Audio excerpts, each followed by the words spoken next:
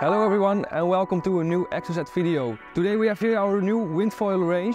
I'm here with Patrice. Patrice, we have the RF foil here, the Freefoil here. What can you tell about the difference between the two? Well, between those two lines of boards, we have the RF foil, which are designed for racing, either upwind, more for the RF 85 for slalom racing. And then we'll have the free ride part with the Freefoil. They're pretty similar in length, but the presentation is very different. While the RF foil have a lot of features for slalom, the Freefoil here will have a more simplified design just for a different category of windfoiler. Alright, so let's go a bit deeper into the Freefoil. We have here two different boards standing. I think the construction is the main difference. Well, construction is the main difference. We have AST construction, which is available in 112 liter, 132 liter. The construction, iron construction, which is 112 and 132. We really made it as light as possible, this board. The feature on this board also is that you can Freefoil with different footstrap position, more insight for people who are not so used to it. I want to sail a bit more straight because they're a bit concerned with the height of the board. They're a bit concerned also not to gain too much speed. So very often at the beginning, people will often sail only with the front footstrap. Yeah. Sometimes they don't even have to use the back footstraps. And same for the back footstraps, as the board is a bit more built in the pintail, relatively, because the tail will get a bit more narrow, so it also makes it easier because we are not so much in line like the RF foil will be, which brings a lot more power to go, for example, upwind, which can become very technical when you go downwind or when you go on reach, when you start to get some a bit too much speed. Yeah. So a lot more control basically with the footstrap position. Exactly, and that's also what we did. So the bottom of the board, the shape of the board is built like a conventional windsurf board. It will glide on the plane pretty quickly. You can decide basically when you want to take off and when you don't want to take off. So you will have a feel of full planing, and this is also because we put the fin box pretty far forward on the board.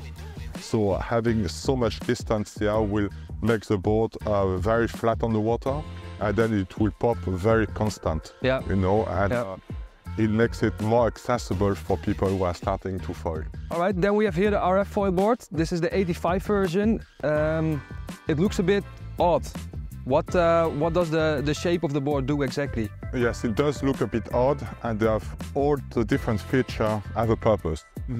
So for example, if we start from the tail of the board, from the back of the board, we will have the board that is shaped into a V. Why is that? It's because we are trying to take away as much form as possible for the takeoff.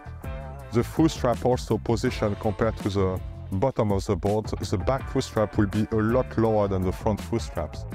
That's a feature also we also see a lot on kiteboards, and it does allow to put more pressure on the front foot and gain more control. Often when we start to go very fast, the front foot start to be a bit floaty if we have the back footstrap too high. So the deck shape goes very on a quite sharp angle at the beginning, and then we will finish fairly flat with a little bit of curve for the aerodynamic on the deck. Yeah. As the board is going really pretty fat on fairly on the straight line here, we dig like kind of a hole or a big recess on the deck to lower the center of gravity of the rig. So it gives a little bit of extra control, and it also makes the rig, if you put it forward or backwards, onto a straight line compared to the deck of the board. Yeah. Because if we would put it the same direction, if we would put the mast foot forward, it will also be a lot higher than if we put it in the back. To compromise a lot the big volumes there. So this board also, as we can see, has a very thick wall in the front. The thick wall in the front prevent. The main purpose is to for the touchdown. So in choppy water, when it's the water really hard, it will bounce back. A lot of boards which have thinner rail the water will go over the deck, and they will spend a lot more time sucking the water. So this board will bounce back, and it's also quite comfortable because in light wind, with the weight of the rig, the weight of the sailor, you have this extra volume that makes it quite balanced and to pop in the footstrap very quickly. Yeah, yeah. So we also combine the bottom of the board with a huge recess here. This recess, again, is to take away some foam. We did it very far out towards the front footstraps in a way that we can pop the foil either on the reaching leg. We don't have to bear off so hard to get on the foil and to get some speed, and to make sure that the board will pop up instantly, and this is for sailors that already are good foilers. There is no foam behind the mast, so the mast is as far back as possible, and this way the board will just pop. This is exactly what we did the opposite on the Freefoil. We want a takeoff which is very slow. Like this, the sailor will have a bit of time to adapt, grab to hook on the harness, and to put a position in the footstraps. Yeah. Here, people already know what they want, and they want the boat to pop up when there is a slight gust on the water. Quick as possible. As quick as possible, exactly. Then, something what I noticed is that the boards don't have the double density shock absorbers, and they also have a different footstrap on them, both foil boards.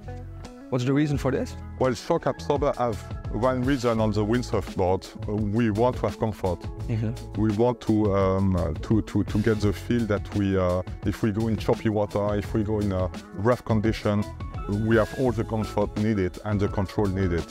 On the foil board, it's very different. We want direct contact, and we don't have any issues with riding on flat surface. We are pretty much foiling, so there is no reason to have a shock absorber on both Freefoil and RS. Yeah.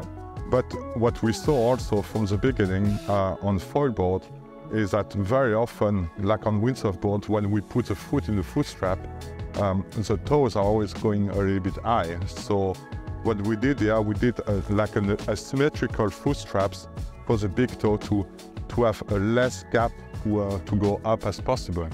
And it does give a lot more control. So the foot is really locked into the footstraps, which is a little bit, I would say, disturbing at the beginning, but you gain a lot of control with this kind of footstraps. And they're also extra light because they are not, they will be adjustables through a line of several holes in the front and the back. Yeah, all right. Thank you for explaining, Patrice.